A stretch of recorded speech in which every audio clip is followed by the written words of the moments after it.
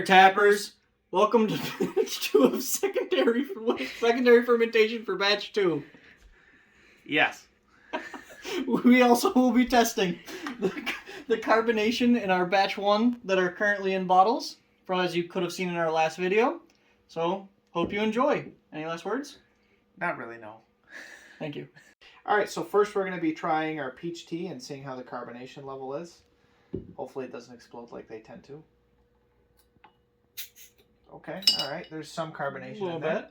We'll see how much. Oh, it's got some nice fizz to It it. does, actually. And keep in mind, it'll probably be a little bit more than this, because it has another week yet of carbonating left. So there might also be a little bit extra honey sweetness, so if you notice that, that's what that is. Okay. Ooh. Oh, yeah, that is good. You could also, really nice light carbonation at this point. I'm getting a lot of the honey at the moment, which I do think it tends to fade in the background as it's eaten. Mm-hmm. But there's still a good amount of honey left in this. I'm actually getting kind of it's still pretty crisp. It is very crisp, yeah. Yeah. Mm-hmm. All right, so for the next one we're going to test it is the blueberry peach, aka the B for blueberry. Yeah, there you go. Yeah, pretty good. Sounded pretty good. Solid. Ooh, still liking the color on this one.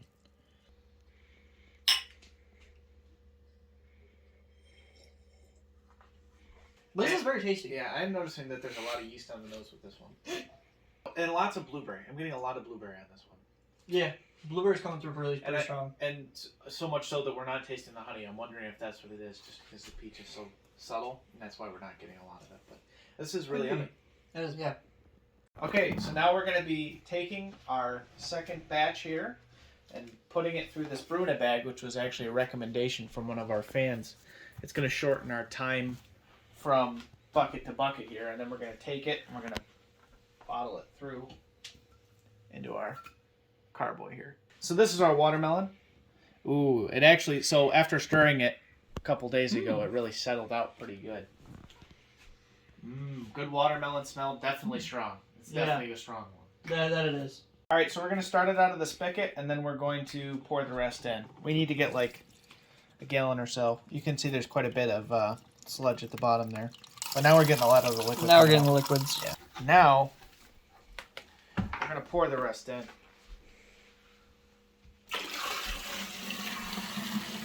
You can see there's a bunch of sludge on its way out. There it goes. Oh yeah, here it comes.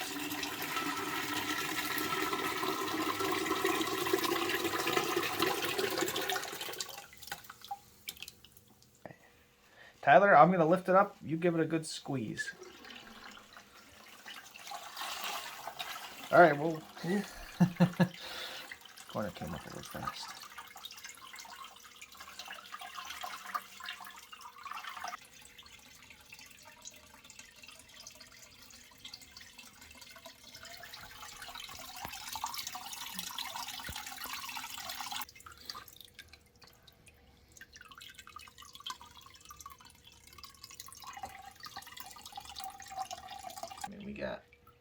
There's definitely still some juice in there.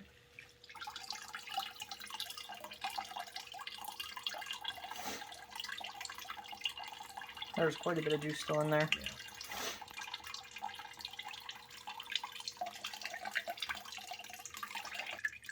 Yeah. Alright, hold on a second. Definitely getting there. Mm-hmm.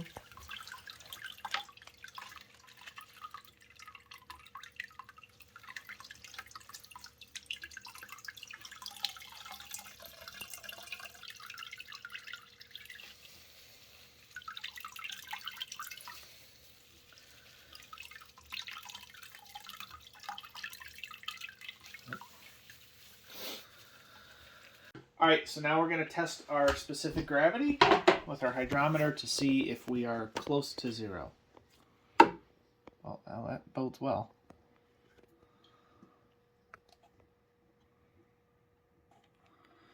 Ooh, we're looking like it's going to be very close. Yep. It's hard to tell because it's spinning so much. But it is right at 1. which is 0% here. So that means we have complete fermentation. We didn't screw up. Woo! Yay! Since we had complete fermentation, it's roughly about 6.5%.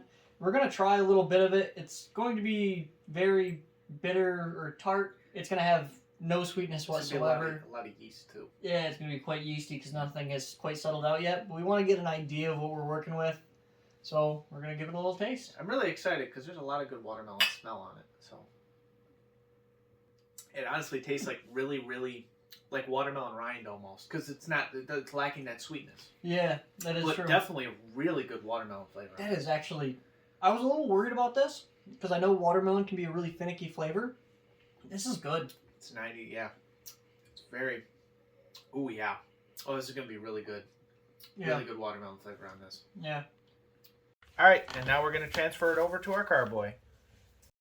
Hey there, tappers. It's your boy Nick from the editing room yet again. So today, I'm just going to go a little bit more in depth about the secondary fermentation episode in case you either didn't watch batch number 1 or you forgot.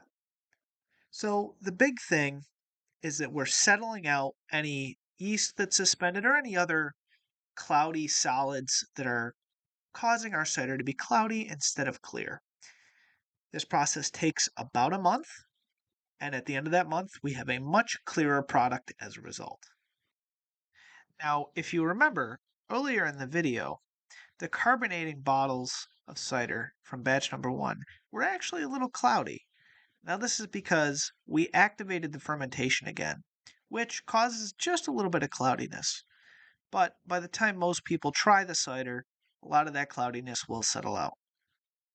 More importantly, the cloudiness does not indicate any sort of issues with the cider. It's more of just an aesthetic thing. It makes it slightly lighter. It makes it more clear, which is more aesthetically pleasing, like I said. So there's no effect on the quality of the cider. And I mean, me and Tyler drank it and it was very good. We could totally just sweeten it right there. It just makes it look a lot more pleasing when you pour it into the glass if you let it clarify first. When most homebrewers are starting out, myself included, there really isn't a purpose for clarifying unless you plan on sharing it. If you plan on drinking it by yourself, honestly, you save yourself a lot of time. As opposed to taking almost 2 months, the process takes just a little over, about 3 weeks, so just about a month. So it's a lot quicker, and honestly, like I said, if you're just starting out, you're making it out of store-bought cider, and you're just fermenting it, that's what I would recommend. Save yourself some time. And now, back to the action. All right, so now we're going to top this off. We actually got a really good yield, so we're not even going to really need to top it off very much.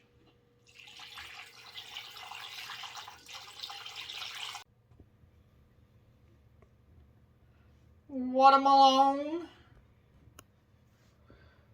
said this is the 25th? Yep, 25th.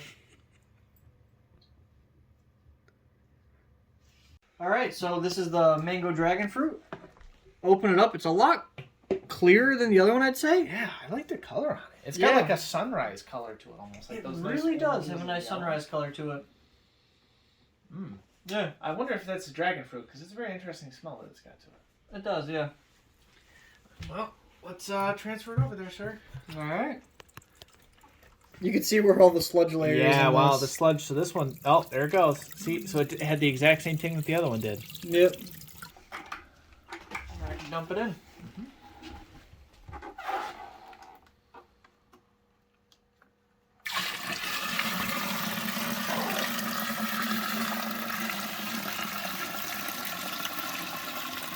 Here it comes. There's the sludge. Ooh, look at all the tiny seeds at the bottom there. It's gonna be a neat shot. Yeah, from the dragon fruit. Oh yeah.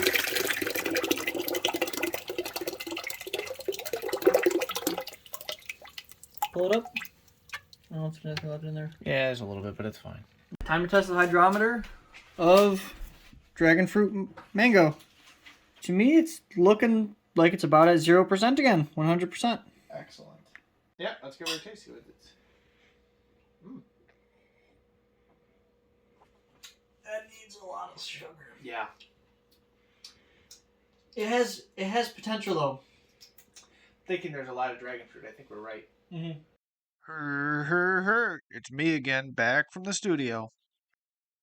So, just a few more things that I wanted to harp on. The first of which being that headspace is your enemy when it comes to fermentation. So, when I say headspace, I mean the air in the neck of the carboy between the airlock and the top surface of your cider. Now, you want to minimize that space. In fact, most carboys will actually have a fill line, which is where you would like to fill them to. Now, in that case, we have that nice solid line at the top, which you'll notice that in the last section there for our watermelon, we filled it right to that line. There, you always want to have a little bit of headspace in case it starts to expand from all the CO2. You want to have some space for any solids in there to go. But really, when it comes to secondary, you want to minimize that headspace as much as possible so that you limit the chance of any sort of fungus, mold, or anything really besides yeast growing in there, which can give you vinegar and really a bunch of other nasty issues. Another thing, which I think we might have found out the hard way with our dragon fruit, is that certain fruits will actually overpower anything that you combine them with unless you do them in very small amounts or you use equally strong fruits. So we were kind of surprised to find that the dragon fruit flavor is very strong and the mango flavor seems to be on the more subtle side. Now, we'll see what happens when we sweeten it, but in the future, we will probably end up adding more mangoes and lessening our dragon fruit. We did a 50-50 blend because we weren't really sure.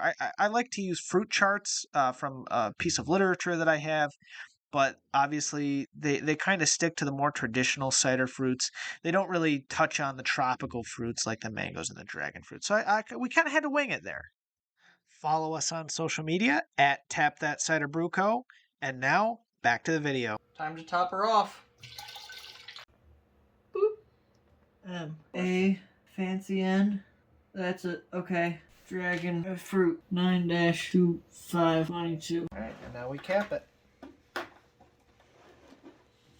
Make sure to tune in a month to see us put batch number 2 into the bottles.